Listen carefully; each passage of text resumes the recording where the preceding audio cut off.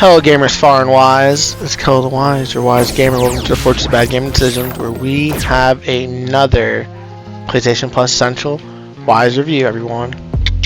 So as always, don't forget to comment, like, subscribe, and stay wise. So we'll be talking about DKO, or Divine Knockout. Why that took me so long to say. Founders Pack, so pretty much just you get a couple other stuff for the game. The game is essentially free to play. It's like its parent company is Hi-Rez. It's made by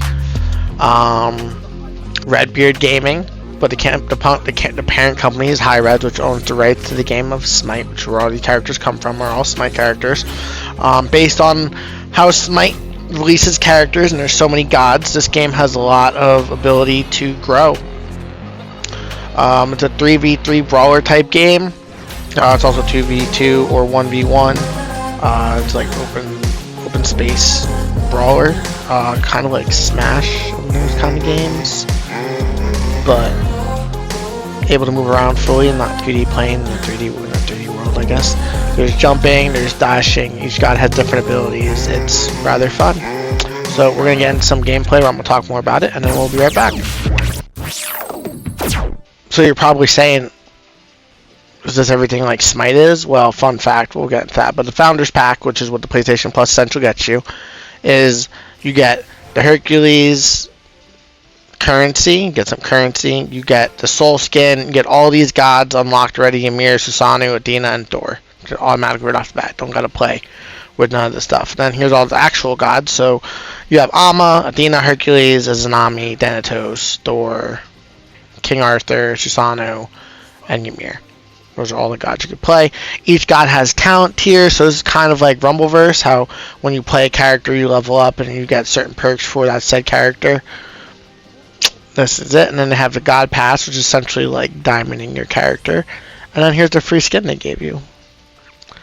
And then every god has a movement ability, 2 attack abilities, and an ult, a dodge, a heavy attack, a basic attack.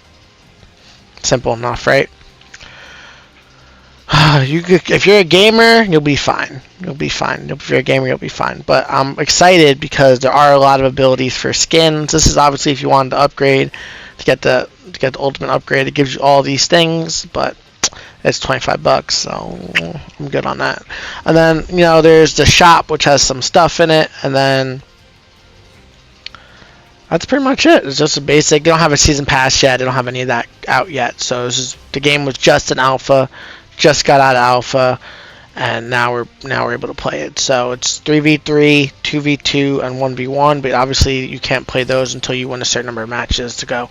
The only hiccup I found running into was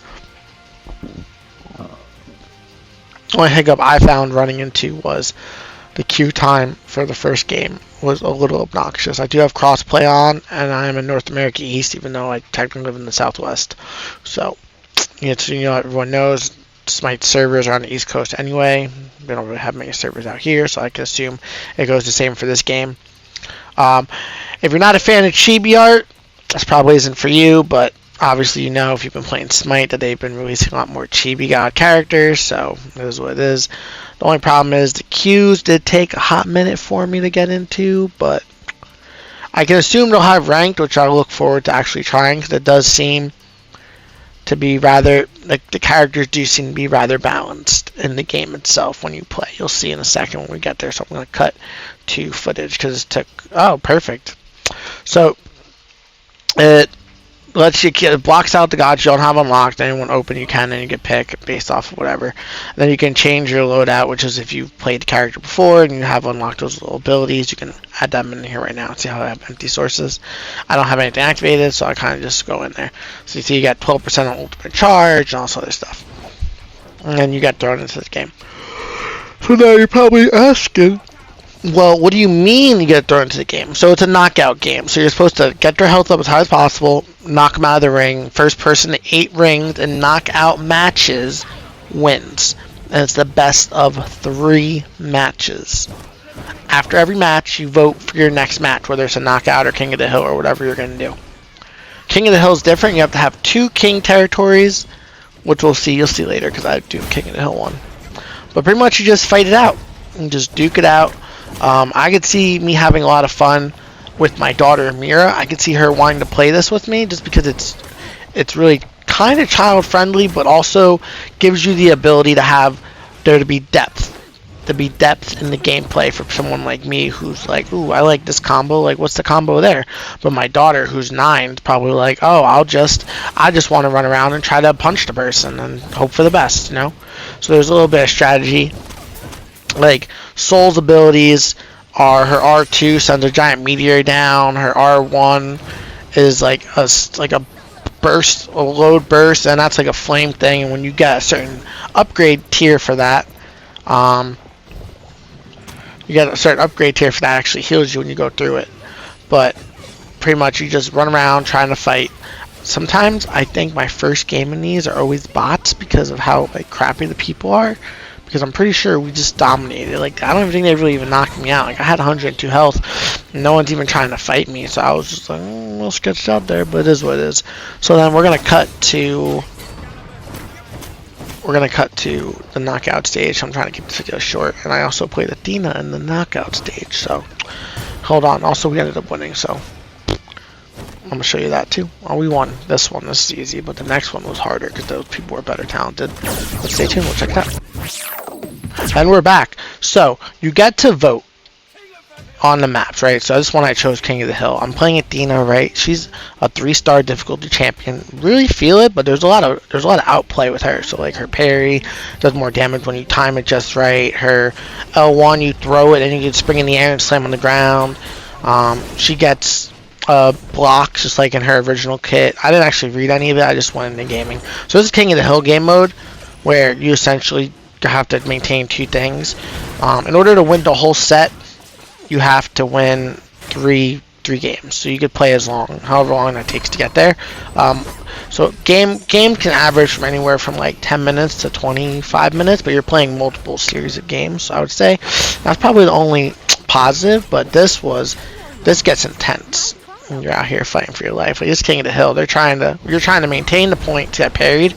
Oh, now it's a perfect combo with Hercules. That's what I'm talking about.